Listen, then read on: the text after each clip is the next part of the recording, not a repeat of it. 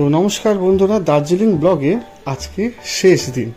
তো সবাই লাগেজ টাগেজ নিয়ে দেখতেই পাচ্ছ আমরা বেরিয়ে পড়লাম হোটেল থেকে, কারণ আমাদের চেক আউট করতে হবে। তো সকাল সকাল ফার্স্টে ব্রেকফাস্ট করতে হবে, তো ব্রেকফাস্ট করে নিলাম, কারণ পরে আর কখন সময় পাবো কি পাবো না ঠিক নেই।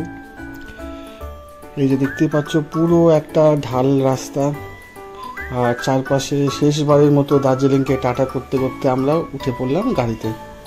তো আমরা শেয়ার ট্যাক্সি করেই যাচ্ছি। দেখতেই পাচ্ছ পার পার্সন এখানে 250 টাকা করে নেয়, পুরো এনজেপি অবধি পৌঁছে দেবে। আর যাওয়ার পথেই দেখো মুষলধারে বৃষ্টি শুরু হয়েছে। তো কিছুটা খারাপ লাগলেও ভালোই লাগছিল, ঠান্ডা ঠান্ডা হাওয়া দিচ্ছিল।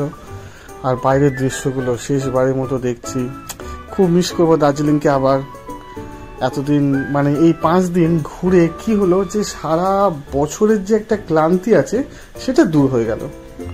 তো গাড়ি বৃষ্টির জন্য কোথাও দাঁড় করায়নি, কন্টিনিউ যাচ্ছিল। দেখতে পাচ্ছ সবাই ঘুমে ব্যস্ত, আমি একমাত্র কোনো ঘুমাইনি, কারণ আমি বাইরের দৃশ্যটা এত ভালো লাগছিল, আমি তাকিয়েছিলাম। সামনে পিছনে সবাই ঘুমাচ্ছিল, ড্রাইভার আর আমি খালি বেঁচেছিলাম, মানে জেগেছিলাম।